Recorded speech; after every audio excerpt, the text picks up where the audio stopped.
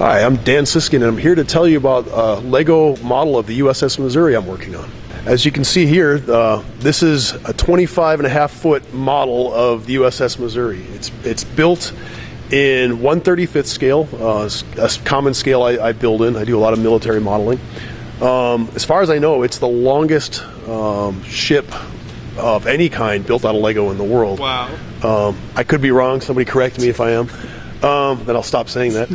And basically, it's 3 months into the project. I've been working on it, sort of on and off. But when it's on, it's like I'll be doing a 30-hour marathon session when I can find the time to build it. It's built in 10 different sections, 30 inches long each. Basically, it's built to travel. This is a museum piece. It's going to be on display at museums starting this summer. And the idea is that it's going to be commemorating the 70th anniversary of the end of World War II. The USS Missouri was the ship selected to go into Tokyo Bay, where the Japanese representatives came to sign the surrender documents ending World War II. So right on the deck, right where the flag is actually, is the spot where the actual surrender ceremony took place in September 1945. And when this is built, when it's completed, it'll have all the guys posed just as they were during the surrender ceremony. Probably still a few weeks away from actual completion of all those details. So. Mm-hmm. But you've got a lot of this done here. This is incredible to look at. Like you said, it's 25 feet. You got the kind of the main batteries built here. Do those come off there, or what's that like inside there? Well, the whole idea is that we're eventually going to motorize this whole thing. Okay. So we would like to, put Mindstorms in it. And have it track. You can either track an object or just run a routine that the guns will all rotate, possibly even have like some sort of shooting effect. So inside right now they're just hollow, but they're waiting for some sort of motorized mechanism. Everything takes time. I do this. This is sort of my build. This is my baby. But at Brickmania we're kind of a team here, and I'll get some help with some of the other guys to power it up, to light it up, get some of the detail work done. We're making our own custom figures. In fact, we have our own sailors are on the deck. Okay. Lego put out a pretty nice sailor, but we can only get them onesie twosies off of Bricklink. Mm-hmm. So we actually one of the artists that work at Brickmania designed our own dress white sailor outfit. We just had a bunch printed up. So I think the one on the left is ours versus the two on the right that are Legos.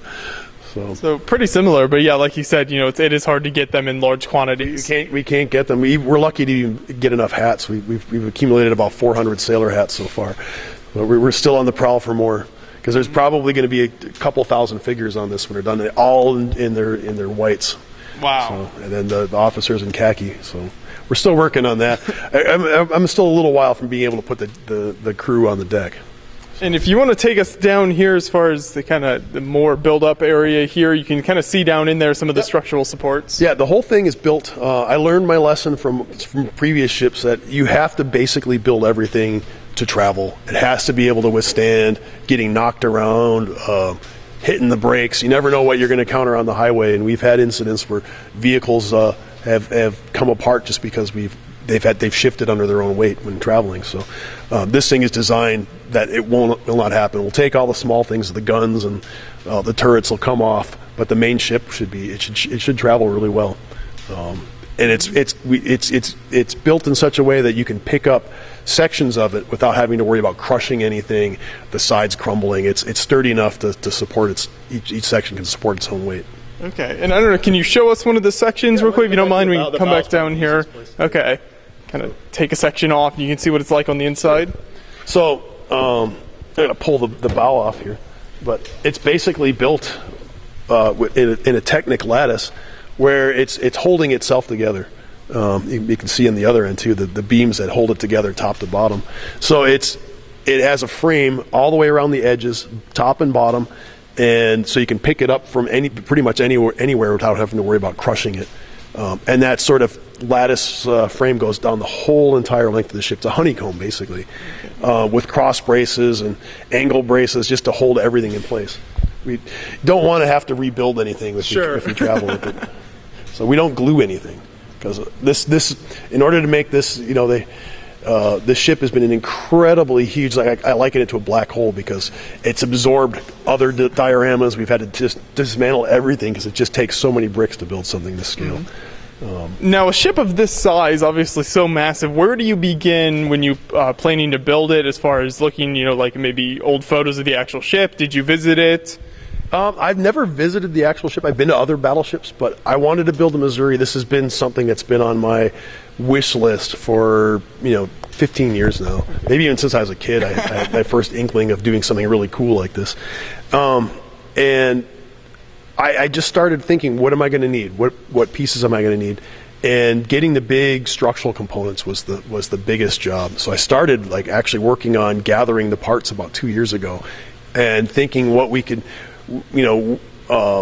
myself personally and at Brickmania as a business, what are we going to need pieces for? What we'll be able to use later on for the Missouri? So a lot of what you see here has actually already been in other dioramas that have come and gone while we were building up to this point. So this is a monumental project. This is taking a lot of resources to get done. I would say right now there's probably 800,000 bricks into it, and by the time it's done, it'll be over 1 million. So. Yeah, that's insane. How many just pieces, especially when you look at all the tiles on the hull and just the whole thing. Well, when I first laid it out, started laying it out on the table. The first thing I did actually when it came to building, it's I found a diagram of the Missouri and blew it up to the size. Just printed it out, taped it all together, laid it out on the table, and I outlined it on the table 2 bricks high and counted all the bricks, and that was 70,000 bricks. Just 2 studs from the table, 2 bricks high from the table. So multiply that by all the rows that come up. So. Okay. Yeah, that's amazing. So now I think I noticed when you I saw some photos of the kind of work in progress, you had a blueprint type paper kind of laid under the whole thing, or was that to help guide you as you... So when I'm building, typically when I'm building something, I like to have a scale drawing of a reference drawing just to show where everything is, in relation to each other. So I did the same thing for this. I just found a drawing that was pretty good resolution on the internet, blew it up to the size that I needed it to be, and then scotch taped it all together on the table. So I built it on top of the shape of the hull, so I could get the shape as best as I could, or best I could with going from a picture that originally started out really small. So I had a profile view and a top-down view schematic. I imagine that helps with gun placement and things as well, like that. Yeah, so. Yeah, and the ship's fairly well documented. Fortunately, there's a lot of model builders out there, and model builders always take really good pictures. So hopefully their models are a lot more accurate than these tiny pictures I'm trying to look at books. So it's been really helpful finding that stuff. So yeah, that's really incredible. Where did you say this is going to be? Museums and things it'll be displayed at? Well, the idea is that this, and a lot of what we do is we take basically historical pieces, bring them to museums. This one's right now only scheduled at 2 different events. Once it's completed, we'll send pictures and photographs. Actually, it's 3 events now. So we're going to be, for sure, we'll be at World War Brick Hartford in July. The first weekend of August, it'll be in the Evansville Museum in Evansville, Indiana. And then it's going to the 1st Division Museum in Cantigny in December. There'll be a lot more other places, but before, like I said, we want to get it done before we start approaching other institutions. So my goal is to have this go on a tour, maybe a year-long tour of various military museums. Yeah, that'd be really cool. And I believe the actual ship is in Pearl Harbor. Is that right? So did you ever want to try to take it there? Maybe. Yeah, I don't know how logistically possible that would be, but if somebody maybe helped with the finances, because I imagine shipping anything to Hawaii is expensive. Get this whole thing out there. Unless the Navy wants to take it. I heard they have some ships. Stow it away down there to Hawaii. But it's the idea is, we do commemorative pieces. I was invited a long time ago to do a display for Iwo Jima Memorial, and I had built an Iwo Jima display, and we were all ready to go, and then somebody up or higher in the park, the national park, said, "Oh, we can't do that. It might offend somebody."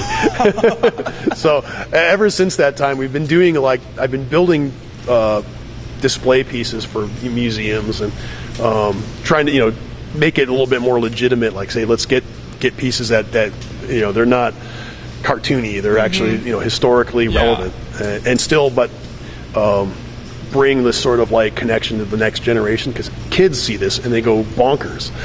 They oh my god, it's the coolest thing I've ever seen. And this is just something that a fan built out of Lego. It also means that something that they can go build at home. It's within their realm. These gigantic super mocks made by the Lego people, you look at it like, I can never build that because it's way beyond my pieces.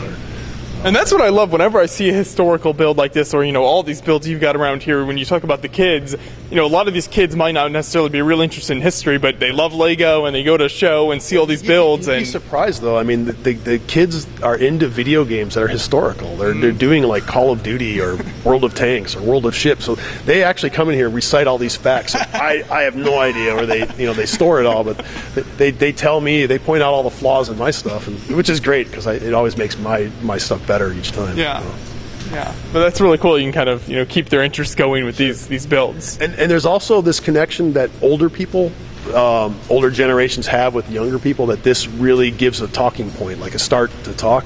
Like I've had a smaller build of the Missouri that I built years ago on display at a Lego train show. And a guy walked up and he was like with his grandson, his older gentleman, he's like, I was stationed on this gun.